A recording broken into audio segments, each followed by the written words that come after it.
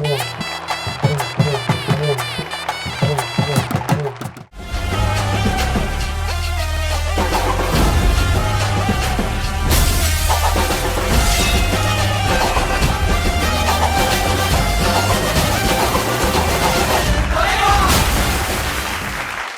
மாநகரம், கோவை பழம். பல பழங்களில் கோவை பழத்தை எதற்கு உதாரணமாக சொல்வார்கள் என்றால், அழகாக இருக்கும், இனிமையாக இருக்கும். சில பழங்கள் அழகாக இருக்கும், சாப்பிட முடியாது. சில பழங்கள் இனிமையாக இருக்கும், பார்க்குறதுக்கு நல்லா இருக்காது. ஆனால் கோவை பழம்தான் சாப்பிடுவதற்கும் நன்றாக இருக்கும், பார்ப்பதற்கும் அழகாக இருக்கும். அதுபோல் வாழ்வதற்கும் நன்றாக, பார்ப்பதற்கும் அழகாக இருக்கும் ஒரே நகரம் தமிழகத்திலேயே இந்த கோவை மாநகரம்தான். இனிமையான மக்கள் நிறைந்த ஒரு ஊராக, தொழில் நகரமாக, தென்னிந்தியாவின் மான்செஸ்டராக திகழ்ந்து கொண்டிருக்கும் இந்த கோவை மாவட்டத்தில் குன்று இருக்கும் இடமெல்லாம் குமரன் இருக்கும் இடம். குறிஞ்சி நிலத்தின் தலைவனாக இருக்கும் முருகனின் 7வது படை வீடு அதுதான் மருதமலை. அந்த மருதமலையை பற்றிய ஒரு அருமையான காணொளி காட்சி உங்கள் முன்னால். கோடி மலைகளிலே கொடுக்கும் மலை, தேடி வந்தார் துன்பம் தீர்க்கும் மலை, தேவாதி தேவரெல்லாம் தேடி வரும் மலை. அதுதான் கோவை மாவட்டத்தின் மருத மரங்களின் மத்தியில் இருக்கும் மருதாச்சல மூர்த்தி வீற்றிருக்கும் மருதமலை. பழனியின் தண்டாயுதபாணி சுவாமிதான் இங்கு எழுந்தருளி உள்ளார். 2000 ஆண்டுகளுக்கு முன் பாம்புகளோடு வாழ்ந்த பாம்பாட்டி சித்தரால் உருவாக்கப்பட்டது இந்த மருதமலை. 5 மரங்களுக்கு நடுவில் உள்ள பஞ்ச விருட்ச விநாயகர் முகப்பில் அமர்ந்துள்ளார். 837 படிகளை கடந்துதான் இந்த மருதமலையை நாம் அடைய முடியும். குடும்பத்தில் அநீதி இழைக்கப்பட்டதால் தனக்கென்று தனியிடத்தை அமைத்து கொண்ட முதல் தன்மான தமிழன் முருகன். அதனால்தான் எல்லா மதத்தினரும் இங்கு வந்து அவரை தரிசிக்கின்றனர். யாமிருக்க பயமேன் என்று கையில் வேலுடன் இந்திய நாட்டின் தேசிய பறவை மீது அமர்ந்துள்ளார் மருதமலை முருகன். தமிழனாகிய நான் இருக்கும்போது அவ்வை பாட்டியிடம் நான் ரசித்த தமிழை யாரும் அழிக்க முடியாது என்று நம்பிக்கை தருபவர் இந்த மருதமலை முருகன். மருதமலை முருகனின் ஓங்கார ஒலி ஓம், ஓம், ஆமேன், ஆமீன் என்ற 3 வார்த்தைகளிலும் ஒலிப்பது ஒரே ஓங்காரம்தான். மதவெறி என்ற அகங்காரம் பிடித்தவருக்கு மருந்தாக பிணிதீர்க்கும் ஓங்காரமாய் விளங்கும் மருதமலை முருகன் மதவெறியை தகர்ப்பார், தமிழ் மொழியை காப்பார். தங்கம் அக்மார்க் நல்லெண்ணெய் வழங்கும் பேச்சு திருவிழாவில் அற்புதமான தலைப்பு, நல்ல தலைப்பு, சிறந்த தலைப்பு, உன்னதமான தலைப்பு. எல்லாரும் இப்போ யோசிச்சிருப்பீங்க, என்ன தலைப்புன்னு சொல்லியா? அதுக்கு முன்னாடி இத்தனை அட்ஜெக்டிவா? என்ன தலைப்பு என்றால், வெற்றியில் ஒரு மனிதன் பாடம் கற்றுக்கொள்கிறானா, தோல்வியில் ஒரு மனிதன் பாடம் கற்றுக்கொள்கிறானா? அதுதான் இன்னைக்கு தலைப்பு. பாடம்ங்கிறதுக்கு 2 அர்த்தம் இருக்குது. நம்ம 1ஆம் கிளாஸ்லேருந்து படிக்கிற பாடம் பூரா பாடம் தான். தமிழ் பாடம், வரலாற்று பாடம், அறிவியல் பாடம். அந்த பாடம்லாம் படிக்கிறதுக்கு பாட நூல்கள் இருக்கும். ஆனால் இன்னொரு பாடம் இருக்குது. இந்த பிள்ளைய லவ் பண்ணி நல்ல பாடம் கற்றுக்கிட்டான்டா அப்படின்னா, ஒன்று அந்த பிள்ளை ஏமாற்றிருக்கணும், அல்லது இவன் வாழ்க்கையை மாற்றிருக்கணும், அல்லது இவன் வாழ்க்கையில் நல்லது செஞ்சுருக்கணும். ஒரு பொண்ணு சொல்லுது, இந்த பாடாதி பையலை லவ் பண்ணி நல்ல பாடத்தை கற்றுக் கொடுத்துட்டான், நம்பி போனேன், ஏமாற்றிட்டான் அப்படிங்க. ஆனால் இன்னொரு பொண்ணு சொல்லுது, பார்க்குறதுக்கு பயங்கரமாக இருந்தான், ஆனால் ரொம்ப நல்லவனாக இருக்கான், அதனால் வெளித்தோற்றத்தை பார்த்து ஒருத்தனை எடை போடக்கூடாதுங்கிற பாடத்தை எனக்கு கற்றுக் கொடுத்துட்டான் அப்படின்னு. அதுக்கும் பேரும் பாடம்தான். ஒருவரிடம் பழகி அதில் கிடைக்கும் அனுபவத்தை வைத்து நம்ம கற்றுக்கொள்வதற்கு பெயர் பாடம். வெற்றியில் ஒரு மனிதன் பாடம் கற்றுக்கொள்கிறானா, தோல்வியில் ஒரு மனிதன் பாடம் கற்றுக்கொள்கிறானா அப்படிங்கிறதான் இன்னைக்கு நம்ம பேச போகிற தலைப்பு. ஒரே ஒரு சின்ன ஒரு டெஸ்ட் வைக்கிறேன் உங்களுக்கு. அதில் நீங்களே மனசுக்குள்ளே பதில் சொல்லி பாருங்கள். ஒரு 10 பேர் உங்களை கொல்றதுக்காக துரத்திட்டு வர்றாங்க. ஒருத்தன் கையில் துப்பாக்கி, ஒருத்தன் கையில் அருவா, இன்னொருத்தன் கையில் கத்தி. நீங்கள் ஒரு ஆள் தான். துரத்திட்டு வர்றான். வேகமாக உயிருக்கு பயந்து ஓடுறீங்க.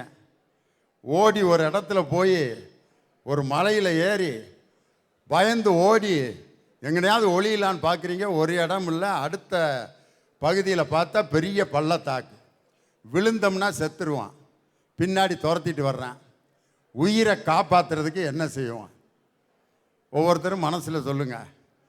ஒருத்தனை கேட்டேன், வந்தவங்க 4 பேர்த்திட்டையும் நெடிஞ்சாங்கிற காலில் விழுந்துருவேன். பிள்ளை குட்டிக்காரன் என்னை எப்படியாவது காப்பாற்று, நான் உயிரோடு இருந்தால் தான் என் குடும்பமே வாழும், மன்னிச்சுக்குங்க, நான் என்ன தப்பு செஞ்சாலும் மன்னிச்சுக்கிறேங்க அப்படின்னு காலில் விழுந்து தப்பிச்சிருவேங்கிறான் ஒருத்தன்.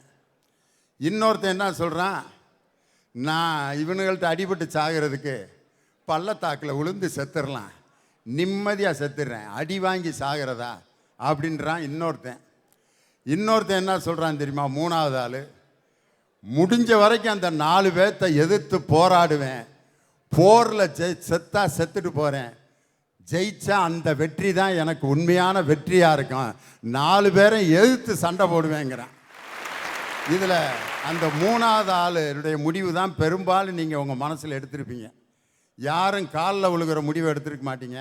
முடிந்தவரை போராடி அதில் கிடைக்கும் வெற்றியைத்தான் ஒரு தமிழன் சுவைத்து பழக்கப்பட்டவன். அதனால் வாழ்க்கையில் நமக்கு கிடைக்கக்கூடிய பாடம் வெற்றியால் கிடைக்கிறதா, தோல்வியால் கிடைக்கிறதா?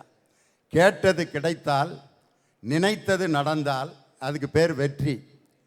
கேட்டது கிடைக்கல, நினைச்சது நடக்கலை, அதுக்கு பேர் தோல்வி. கேட்டது கிடைத்து நினைத்ததெல்லாம் நடந்து கொண்டே இருந்தால் வாழ்க்கையில் ஒரு சுவையே இருக்காது.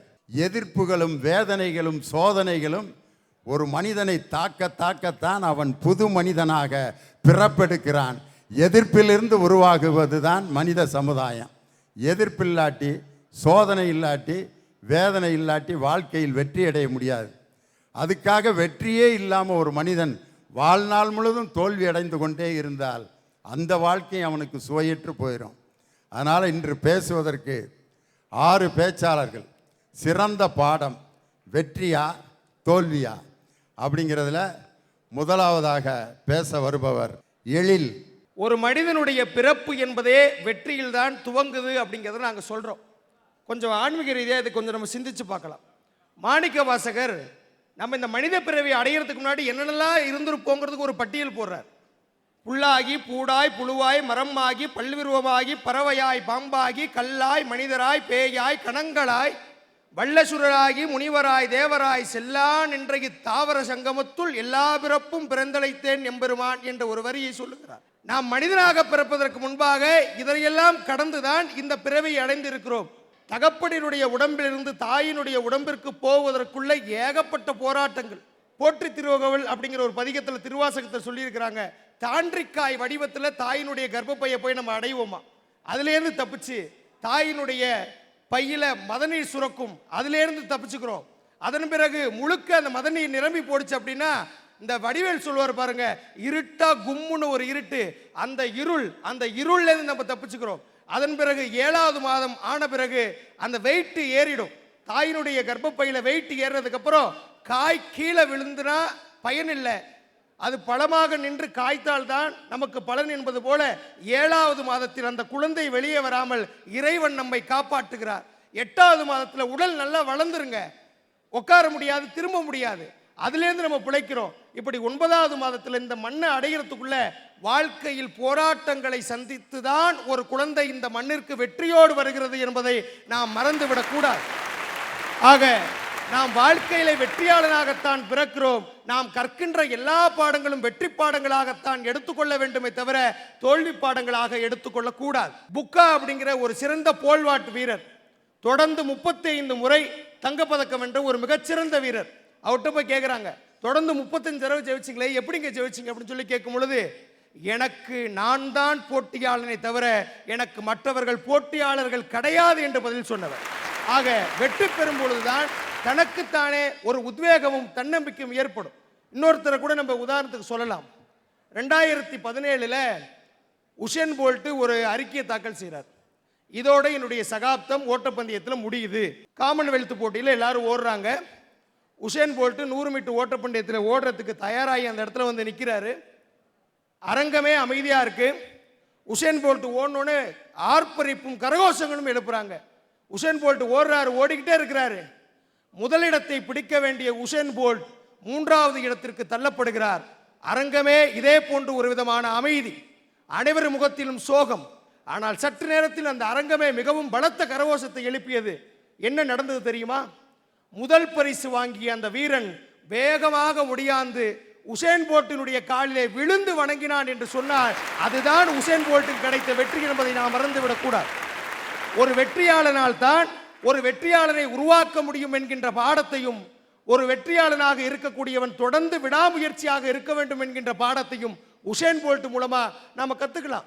ஈரடி திருக்குறளாக செம்மொழியாக இருந்த நம்முடைய பண்பாடு இன்றைக்கு கீழடி நம்முடைய தாய்மொழியாக மாறி கிட்டத்தட்ட 2600 ஆண்டுகள் எழுத்தறிவோடு விளங்கிய நாகரிகமாக கீழடி இருந்திருக்கு அப்படிங்கிற ஒரு மிகப்பெரிய வெற்றி செய்தியை கேட்கும் பொழுது மகிழ்ச்சியும் கொண்டாட்டத்தையும் இந்த தொல்லியல் துறை நமக்கு கொடுத்துருக்கு. அப்படின்னா இதை நாம் கொண்டாடி மகிழ வேண்டிய கட்டாயத்தில் நம்ம கண்டிப்பாக இருக்கிறோங்க. என்னைக்காவது நம்ம போய் தோல்வி அடைஞ்ச ஒருத்தனை பார்த்து எப்படிப்பா தோல்வி அடைஞ்ச எனக்கு சொல்லிக் கொடுன்னு நம்ம கேட்க மாட்டோம். ஒரு வெற்றியாளனை பார்த்துதான் நீ எப்படி வெற்றி அடைஞ்ச அப்படின்னு சொல்லிக் கொடுக்க சொல்வோம். ஒரு தோல்வியாளன் கற்றுத்தருகிற பாடம் என்பது அது அவனோடு முடிந்து விடுகிறது.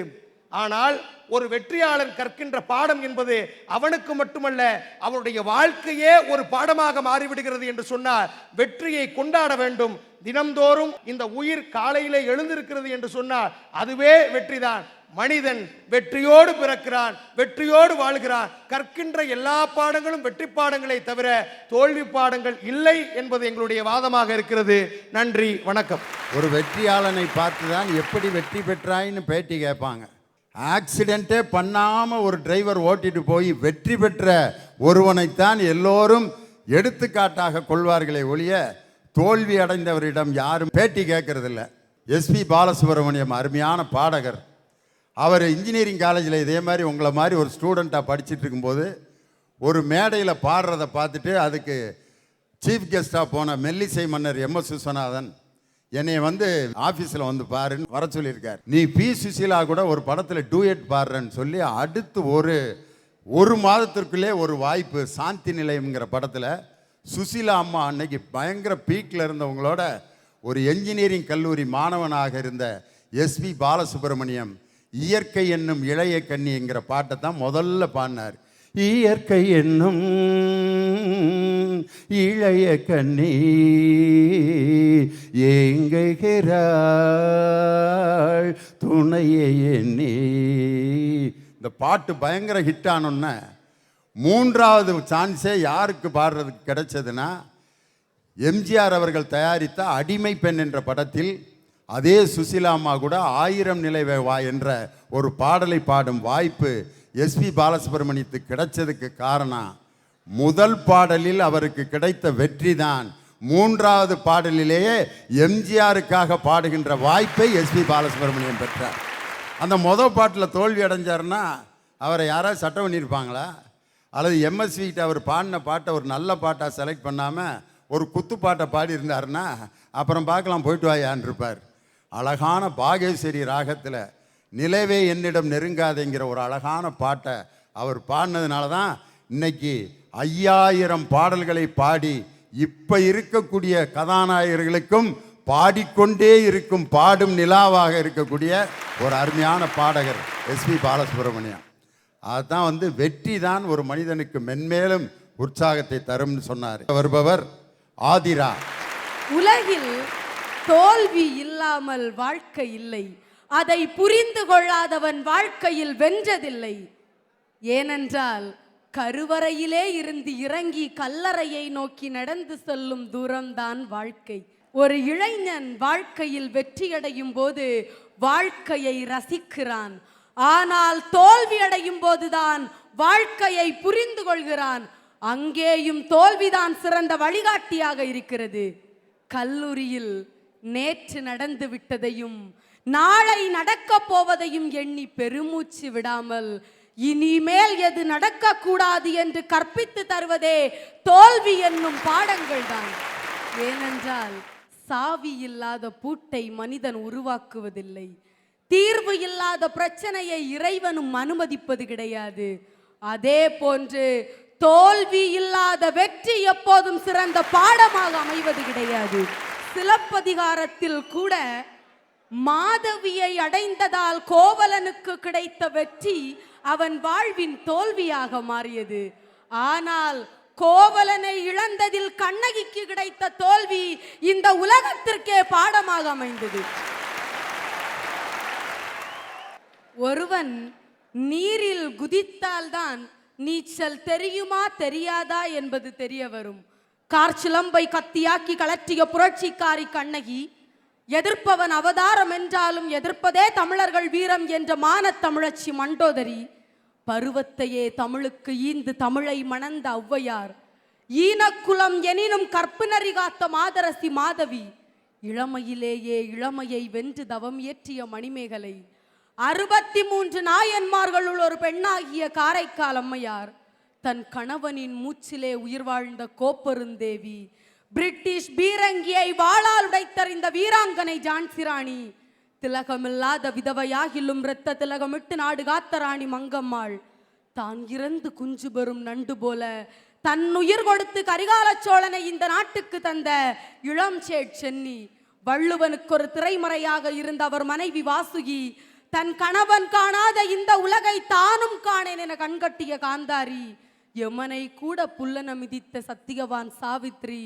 மூத்திர குழாய் ஏந்திய பெரியாருக்கு இரத்த குழாயாக இருந்த அவர் மனைவி மணியம்மை, இசையால் காற்றையே சுத்திகரித்த எம்எஸ் சுப்புலட்சுமி, இந்த உலகமே இந்தியாவை திரும்பி பார்க்கும் அளவிற்கு கொண்டு வந்த பிடி உஷா, இந்த உலகத்திலே தோல்வியை பாடமாக்கி சாதனை படைத்தவர்கள் எத்தனையோ பேர் இருந்து கொண்டிருக்கிறார்கள்.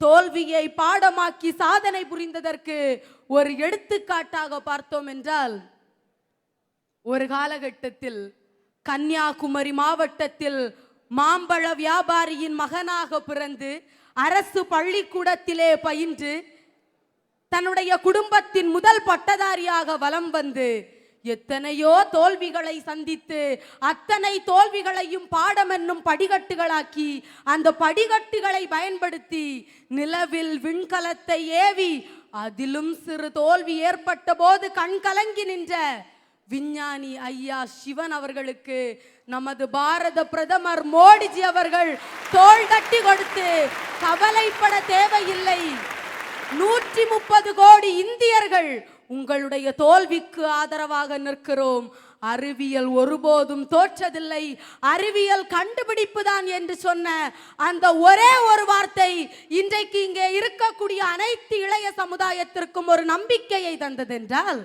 இதுதான் தோல்விகள் கற்பித்து தரும் பாடம். வாழ்க்கையில் யாருடைய தோல்வியின் மீதும் யாருடைய வெற்றியும் எழுதப்படுவது கிடையாது.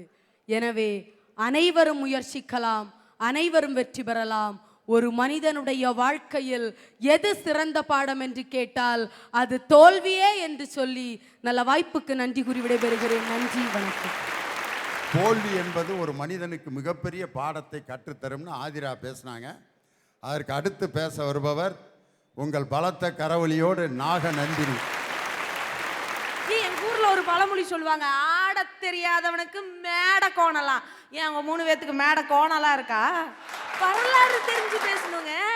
எடிசன் அதாவது 1000 டைம்ஸ் தோத்து போய் அதுக்கப்புறம் அந்த கரண்ட்டை கண்டுபிடிக்கிறாரு. அவர்கிட்ட போய் கேட்குறாங்க, ஏங்க நீங்க இவ்வளோ டைம் தோத்துட்டு அப்புறமா கண்டுபிடிக்கிறீங்க? அதுக்கு அவர் சொல்றாரு, நான் 999 தடவை தோற்கவில்லை, 999 புதிய வழிகளை கண்டுபிடித்திருக்கிறேன்னு சொன்னா அதாங்க வெற்றிக்கான பாடமா இருக்கு. அதிரமா பேசிய லவ் ஃபெயிலியர்னு சொன்னதெல்லாம் கரெக்டு தான். அது ஏன் அப்பப்ப அண்ணா அண்ணான்னு இந்த தலைவர்கள் பேரை சொல்லியே பாதி பிள்ளைங்க. ஆசிரியர்கள் தோல்விய கத்து கொடுக்கலையா, அப்புறம் எதுக்கு அரியரை போடுறாங்க? கேட்க வேண்டியதானே. தோல்வி நிலை என நினைத்தால் மனிதன் வாழ முடியுமான்னு ஒரு பாட்டு வந்துச்சு. இன்னைக்கெல்லாம் அந்த பாட்டு எழுதுனா படமும் ஹிட் ஆகாது, பாட்டு ஓடாது. பழைய பாட்டா இருந்தாலும் எப்படி தெரியுமா இருக்கணும்? வெற்றி வேண்டுமா போட்டு பாரடா எதிர் நீச்சல். அதுக்கப்புறம் அந்த பாட்டில் வரி வரும் பார்த்துருக்கீங்களா?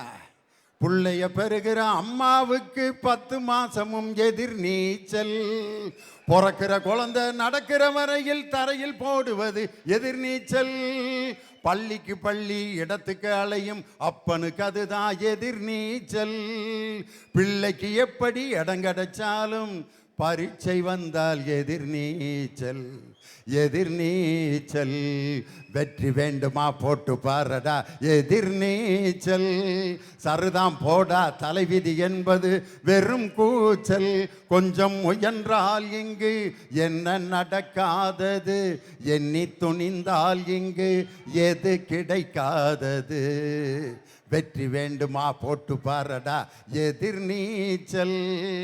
அந்த வெற்றி வேணும்னு தாயா நாங்களும் இன்னைக்கு சொல்லிட்டு இருக்கோம். ஐயா, உங்ககிட்ட ஒரு சிறந்த பூ எதுன்னு கேட்டா நீங்களே என்ன சொல்வீங்க? ஒரு மல்லிகைப்பூ, ஒரு முல்லைப்பூ அப்படின்னு சொல்லுவோமா? ஏன் அந்த பூவெல்லாம் காலையில பூத்து சாயந்தரம் மறைஞ்சிரும். என்ன கேட்டா என்ன பூ தெரியுமா சொல்லுவேன்? பருத்தி பூ. அந்த பருத்தி பூ தான் உடைஞ்சு பஞ்சாயி நூலாயி மனிதனுடைய மானத்தை காக்கக்கூடிய ஆடையாக மாறுதுன்னு சொன்னா, அந்த பருத்தியையும் விவசாயத்தை மட்டும் மூலதனமா வச்சுட்டு இன்னைக்கு தென்னிந்தியாவின் மான்செஸ்டர் என்று சொன்னால் கோயம்புத்தூர்னு சொல்றமே, அந்த வெற்றி பாடம் தான் ஒரு மனிதனுக்கும் தேவைப்படுது. இந்தியா சைனா யுத்தம் நடந்துட்டு இருக்கு. அப்போ சைனாவுடைய ஃபோர்ஸ்னால நம்மளுடைய மிலிட்டரி ஃபோர்ஸ் எல்லாம் ரொம்ப அப்படியே கம்மியாயிட்டே வந்துட்டு இருக்கு.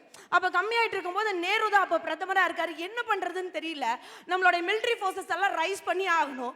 அப்போ என்ன பண்றதுன்னு யோசிச்சு அப்படியே உட்கார்ந்து இருக்கும்போது நம்ம நாட்டினுடைய முதலமைச்சர் அப்போ காமராஜர் இருக்காரு. அப்படியே உள்ள வராரு. ஏன்பா என்னாச்சு, ஏன் இப்படி உட்கார்ந்துட்டு இருக்கு அப்படிங்கும்போது, இல்ல அந்த ஃபோர்ஸுக்கான தேவைப்படக்கூடிய அந்த ஆயுத கிழங்கெல்லாம் வரணும் அமெரிக்கால இருந்து, இன்னும் அது வரல அப்படின்னு. ஏன் எல்லா வேலையும் நிறுத்தி போட்டு அதை ஆர்டர் போட்டு வாங்க வேண்டியதானே அப்படின்னு காமராஜர் சொல்றாரு. அதுக்கு நேரு சொல்றாரு, இல்லப்பா நான் எல்லாத்தையும் ஆர்டர் பண்ணிட்டேன், ஆனா அங்கிருந்து எந்த ஒரு பேங்க்கும் நம்மளுக்கு கையெழுத்து போட மாட்டேங்கிறாங்க, அங்கிருந்து அந்த ஆர்ம்ஸ் எல்லாம் இங்க அனுப்பிச்சு விடுறதுக்கு. இது எவ்வளவு பெரிய விஷயங்க. இந்தியாவிலிருந்து இந்தியாவுக்காக ஒருத்தங்க அனுப்பணும்னு நினைக்கிறாங்க, அங்க இருக்க எந்த பேங்க்கும் கையெழுத்து போடல. ஏன்னா நம்ம கிட்ட போதுமான ஃபண்ட் இல்லை. அப்போ காமராஜர் ரொம்ப எளிமையா யோசிச்சு ஒரே விஷயம் அவரோட பாணியில சொல்றாரு, சரி அப்ப அவன் கடை இங்க ஏதாச்சும் இருக்கான்னு கேட்கிறேன் அப்படின்னு. என்ன கேட்டாரு? அவன் கடை இங்க ஏதாச்சும் இருக்கான்னு கேட்கிறேன் அப்படின்னாரு. உடனே நேரு, என்னப்பா கேட்குறீங்க? இருக்கே, அமெரிக்கன் எக்ஸ்பிரஸ் பேங்க் இங்கே இருக்கே, நம்மளோட ஊரில் தான் இருக்கு, அதை மூட சொல்லு அப்படின்னு. என்னங்க அமெரிக்கன் எக்ஸ்பிரஸ் பேங்கை மூட சொல்றீங்களா? அவனே நம்மளுக்கு சைன் போட மாட்டேங்கிறான், அவன் எங்க நம்ம ஊர்ல வந்து எதுக்கு பொழப்பு நடத்தணும், அந்த கடையை மூட சொல்ல எல்லாம் சரியா போயிடும் அப்படின்னு சொன்ன அடுத்த நிமிஷம் நேருவும் அந்த சிஇஓ கூப்பிட்டு பேசுறாரு.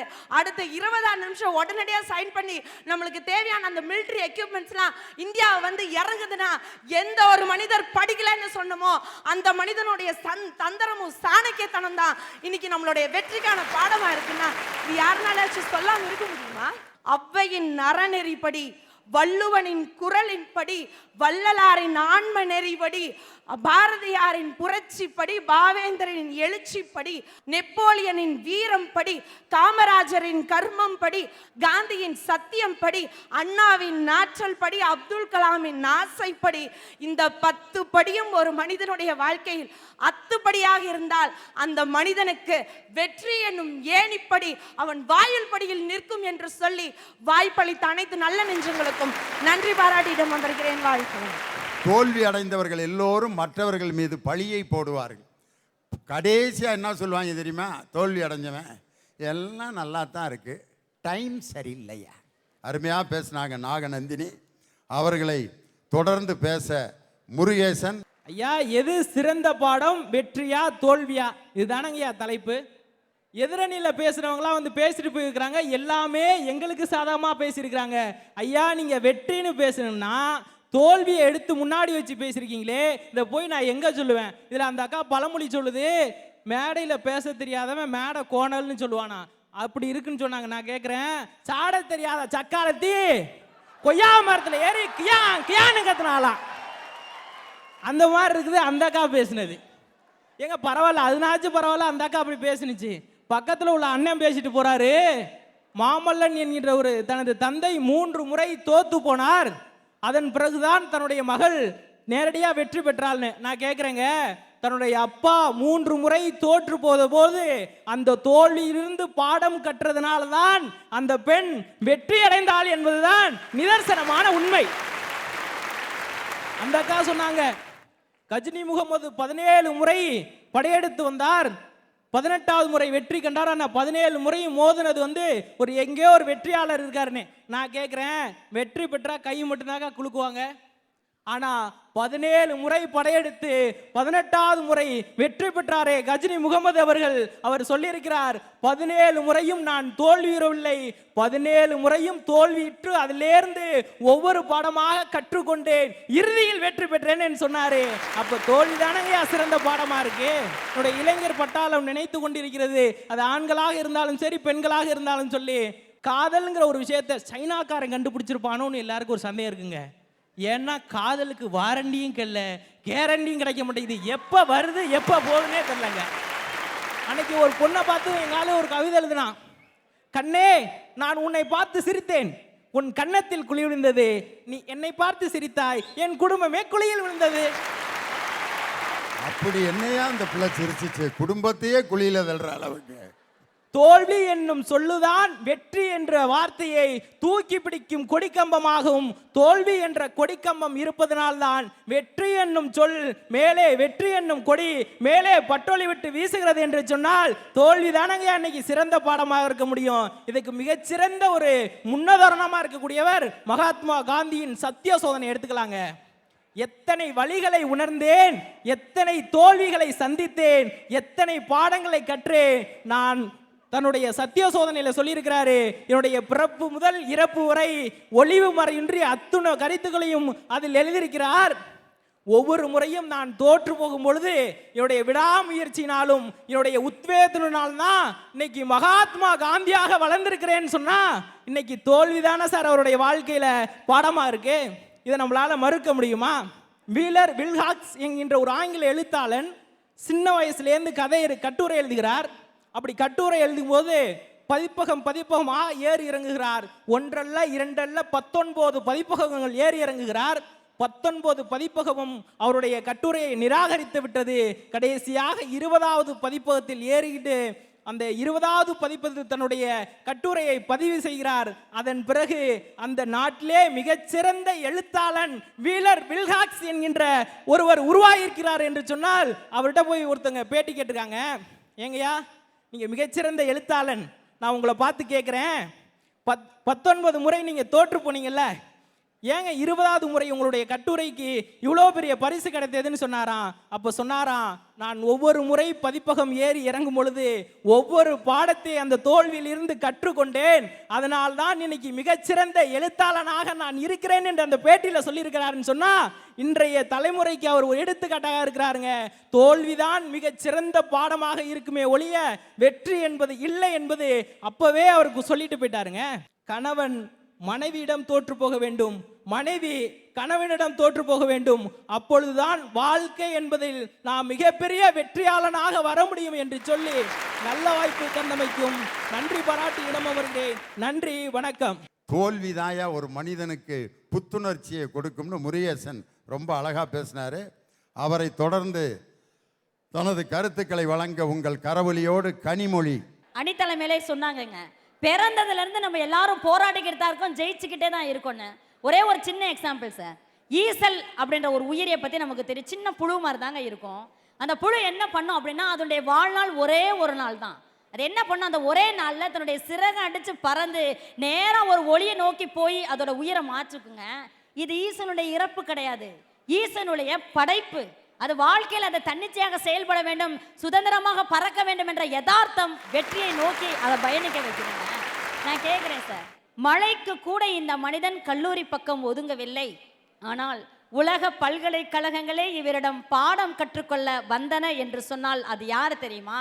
சின்ன வயதிலிருந்து ஏழ்மையையும் இல்லாமையையும் உயர்வு தாழ்வு என்ற ஏற்றத்தாழ்வுகளையும் சந்தித்து நொந்து வேதனைப்பட்டு கொண்டு வாழ்க்கையிலே மிக பிரம்மாண்டமான ஒரு சிகரத்தை அடைந்த முத்தமிழ் அறிஞர் கலைஞர் அவர்கள் மட்டும்தாங்க. அப்பேற்பட்ட மனுஷனுடைய வாழ்க்கை வெற்றியின் பாதை இல்லையா? படித்ததினால் அறிவு பெற்றோர் 1000 உண்டு, பாடம் படிக்காத மேதைகளும் பாரினில் உண்டு. அனுபவம் அறிவின் மூலமா வெற்றி பெற்றவங்க எத்தனையோ பேர் இல்லையாங்க? வாழ்க்கையில எப்ப பார்த்தாலும் என்னுடைய தோல்விகள் தான் நல்லா இருக்குன்னு ரசிக்க முடியுமாங்க? நடுவர் அவர்களை நான் சொல்றேங்க, யார் ஒருவன் வெற்றியாளனோ அவனை நோக்கி நம்ம எல்லாருமே முன்னோக்கி போவோங்க. அவங்களுக்கு நேர்மறையான சிந்தனைகள் இருக்கும். நெப்போலியன் அப்படிங்கிற ஒரே ஒரு வீரன் 40,000 போர் வீரர்களுடைய வீரத்துக்கு சமம். நெப்போலியன் பொறுத்தவரை என்ன தெரியுமா ஒரு விஷயம்? நெப்போலியன் என்னை போல குள்ளம். நெப்போலியன் என்னை போல குள்ளம், ஆனால் அவனுடைய உள்ளம் காட்டாற்று வெள்ளம்ங்க. அப்பேற்பட்ட மனுஷன் என்னமா பண்ணுவாராம்? போர் அப்படி படையில போய் உட்காந்துறதுக்கு முன்னாடி, அந்த களத்துல போய் உட்கார்றதுக்கு முன்னாடி எப்பயுமே குதிரையில தான் உட்காருவாராங்க. அப்படியே குதிரை மேல உட்காந்து என்னாச்சுன்னா அவர் காலு 2 வளைஞ்சுக்குச்சு. ஏன் அப்படி உட்காந்துருக்காரு அப்படின்னா, எதிராளி தன்னை பார்த்த உடனே அந்த தோற்றம் அவனுக்கு பயத்தை கொடுக்கணும் அப்படின்ற உயரிய சிந்தனை அவனுக்கு இருந்துச்சாங்க. ஒரு தடவை என்ன ஆச்சுன்னா, நெப்போலியன் எல்லாரும் தோக்கடிச்சிட்டாங்க. நெப்போலியன் அழைச்சிட்டு நேராக கூட்டிட்டு வர்றாங்க. நடந்து வர்றப்பதான் தெரியுது நெப்போலியன் ரொம்ப ரொம்ப குள்ளமா இருக்காருன்னு. எல்லாம் அந்த உலகத்துல யாரெல்லாம் நெப்போலியனை பார்த்து பயந்தாங்களோ எல்லாரும் ஆச்சரியமா பாக்குறாங்க. இப்படி ஒரு குள்ள பயலை பார்த்தா நம்ம பயந்தோம் அப்படின்னு நினைச்சுக்கிருக்காங்க. நெப்போலியன் நேரம் நடந்து வர்றாருங்க.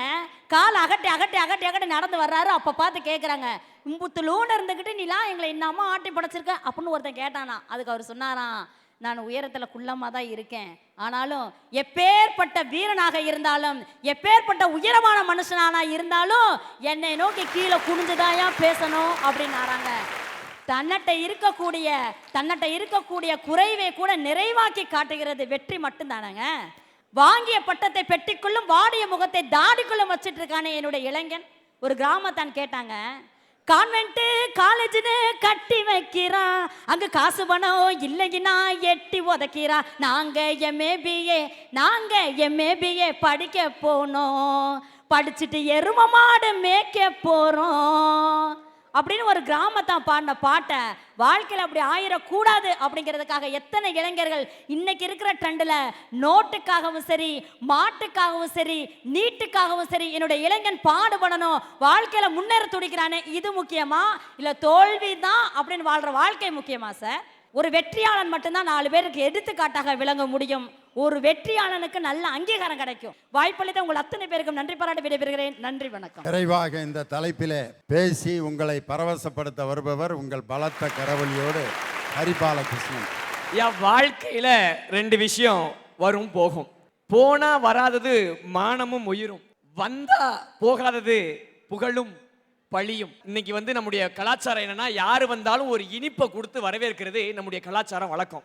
நானும் அப்படித்தான் உங்களுக்கு ஒரு இனிப்பு கொடுக்க போறேன். அதுலயும் பாருங்க, நான் அல்வா கொடுக்கறதுல கொஞ்சம் ஃபேமஸ். பெத்த பிள்ளை சத்தம் போட்டா வாயில் ரப்பர் முதல் அல்வா, வாழ்க்கை முடிஞ்சு போகும்போது வாய்க்கரிசி கடைசி அல்வா, பேரழகு என்று நீ உன் காதலிக்கு கொடுப்ப அல்வா, உன்னை விட நல்ல ஆள் கிடைச்சா உனக்கும் கொடுப்பா அல்வா. பசிக்காத பிள்ளையாருக்கு கொடுக்கறாங்க பால் அல்வா, பசித்து அழும் பிள்ளைக்கு பால் கொடுக்காத நாடல்லவா, ஏழையின் சிரிப்பில் இறைவனை காட்டுவாங்க அல்வா, அந்த இறைவனுக்கும் பதவி கிடைச்சா அவன் உனக்கும் கொடுப்பான் அல்வா. ஐயா, இங்கு சர்க்கரை நோய் தான் அதிகமடா, ஏனென்றால் இது அல்வா கொடுக்கும் தேசமடான்னு ஒரு கவிஞன் சொல்றான்னு சொன்னா, அல்வா கொடுக்கிறதோ ஆட்டையை போடுறதோ அது வெற்றியாளர்களைத்தான் சாரும். ஒருபோதும் தோல்வி அடைந்தவன் இன்னொருவன் வாழ மண்ணலி போடணும்னு நினைச்சதே கிடையாது. ஏனாம் தோல்வி கற்றுக் கொடுத்த பாடம் அப்படி. ஒரே ஒரு தத்துவம் சொல்றேன் கேட்டுங்க. தோல்வியில சிக்கல் இருக்குன்னு சொல்றாங்க. விக்கலுக்கு பயந்துட்டு விருந்துக்கு போகாம இருக்கவனும், சிக்கலுக்கு பயந்துட்டு வாழ்க்கையில இல்லாம இருக்கவனும் நல்லா சந்தோஷமா வாழ்ந்தத சரித்திரமும் இல்ல, வரலாறும் இல்ல. நாங்க எதிர்பார்க்கலாம் கூந்தல் நீளமா உள்ள பொண்ணு, முடி நீளமா இருக்க பொண்ணு வேணும்னு ஆசைப்படுறோம். எங்களுக்கு என்னமோ வாய் நீளமா இருக்க பொண்ணு தான் கிடைக்குது. அதனாலதான் ஒவ்வொருத்தனும் காதல் தோல்வியில யாரு ஜெயிக்க போறான் தோக்க போறான்னு ஈஸியா கண்டுபிடிச்சிடலாம். ஒரு பொண்ணு லாங் டிரைவ் போலாமான்னு கேட்டா, பையன் அச்சம் என்பது மனமேடா சிம்பு மாதிரி தள்ளி போகாதை பாட்டை பாடிட்டு கனவு பண்ணான்னு நினைச்சுக்குங்க, அவன் வெற்றி அடைய போறான்னு அர்த்தம். அதே பையன் பெட்ரோலுக்கு காசு யாரு உங்க ஒப்பனா கொடுப்பான்னு கேட்டானா, அவன் ஆல்ரெடி யார்ட்டையோ தோல்வி அடைஞ்சிருக்கான்னு அர்த்தம். அந்த பாடம் தான் என்னைக்கும் எங்க இளைஞர்களுக்கு இருக்குன்னு சொன்னா, தோல்விதான் பாடத்தை கற்றுக் கொடுக்கிறது. ஜெயிச்ச போது கிரேட் மச்சான்னு சொல்ற நண்பனை விட தோத்ததுக்கும் ட்ரீட் மச்சான்னு கேட்கிறான் பாத்தீங்களா, அவன் தான் சார் உண்மையான நண்பன். இந்த நாட்டில் வெற்றி வெற்றின்னு பேசிட்டு இருக்காங்களே, பேனர் விழுந்து ஒரு பொண்ணு செத்து போச்சு அப்படின்றதுக்காக கட் அவுட் ஃபிளெக்ஸ் கடையெல்லாம் மூட சொன்ன இதே நாட்டில் தினமும் குடிச்சிட்டு ஒருத்தன் செத்து போறானேன்னு டாஸ்மாக்க மூட சொல்றது கிடையாது. பேரறிஞர் அண்ணாட்ட போய் கேட்டாங்களாம், ஐயா நீங்க முதலமைச்சரா இருக்கீங்க, உங்களை வந்து நீங்க வந்து மதுவிலக்குக்காக போராடிக்கிட்டு இருக்கீங்க, மதுக்கடைகள்லாம் மூடணும்னு சொல்லிட்டு இருக்கீங்க. ஒருவேளை நம்ம நாட்டில் மதுக்கடைகள் நிறைஞ்சிருந்தா நம்ம நாடுக்கு நல்ல வருமானம் கிடைக்கும், அதை வச்சு எத்தனையோ நல்ல திட்டங்கள் செய்யலாம்னு சொல்லும்போது பேரறிஞர் அண்ணா சொன்னாரு, இந்த மதுக்கடைகள் மூலமா நான் பெறுகிற வருமானத்தால் நிறைய வளர்ச்சிகள் வரலாம், ஆனால் அதனால் எத்தனையோ பெண்களுடைய வாழ்க்கை பாதிக்கப்படுகிறது. என் தமிழ்நாட்டில் தமிழச்சிகளின் தாலி அறுத்து தான் இந்த தேசத்துக்கு நன்மை செய்யும்னா அப்படிப்பட்ட நன்மையே தேவையில்லைன்னு சொன்னார்னா, அந்த அண்ணா 2 வருடத்தில் தான் வெற்றி பெற்ற வெற்றியில் கற்றுக்கொண்ட பாடம் அல்ல, அதற்கு முன்பாக பல முறை தோற்ற மக்களிடமிருந்து கற்றுக்கொண்ட தோல்வியின் பாடம். சார் இன்னைக்கு இந்த கோயம்புத்தூர்ல சொல்லுவாங்க, நாங்கள் எல்லாம் சிறுவாணி தண்ணி குடிச்சவங்களான்னு நெஞ்சு தட்டி சொல்லுவாங்க. அப்படிப்பட்ட சிறுவாணி தண்ணியை இந்த கோயம்புத்தூருக்கு கொண்டு வந்தது ஐயா காமராஜர் அவர்கள். அவரை பத்தி ஒரே ஒரு கதை சொல்லுவாங்க. பிரம்மன் வந்து அழகா ஒரு குழந்தைய படைச்சிக்கிட்டு இருந்தாராம். அந்த குழந்தைய இவ்வளவு ஆசையா படைச்சிட்டு இருக்காரு அப்படின்னு சொல்லிட்டு சரஸ்வதி தேவி வந்து நான் வந்து கல்வியை வந்து கொடுக்குறேன் அப்படின்னு சொல்லி சொன்னாங்களாம். உடனே வேணான்னு சொல்லிட்டாராம் பிரம்மன். குபேரர் வந்து நான் வந்து நிறைய செல்வத்தை இந்த குழந்தை கொடுக்குறேன்னு சொல்லும்போது அதையும் வேணான்னு சொல்லிட்டாராம் பிரம்மன். இந்த வானதேவர்கள்லாம் வந்து அழகை கொடுக்குறேன்னு சொல்லும்போது அதையும் வேணான்னு சொல்லிட்டாங்களாம். 3 பேரும் சேர்ந்து வந்து என்னங்க குழந்தைய நீங்க ஆசையா படைக்கிறீங்க, ஆனா இது 3ம் இல்லாம கல்வி செல்வம் அழகு இல்லாம இந்த உலகத்துல எப்படி இந்த குழந்தை வாழப்போகுதுன்னு கேட்கும்போது பிரம்மன் சொன்னாராம், இந்த உலகத்துல ஒரு மனுஷன் ஜெயிக்கணும்னு சொன்னா அவனுக்கு கல்வி இருக்கணும், செல்வம் இருக்கணும், அழகு இருக்கணும்னு நினைச்சிட்டு இருக்கான். இது எதுலையும் இல்லாமல் எல்லாத்தையும் தோத்த ஒரு மனிதனால் ஜெயிக்க முடியும்னு காட்டுவதற்காகத்தான் இந்த குழந்தை.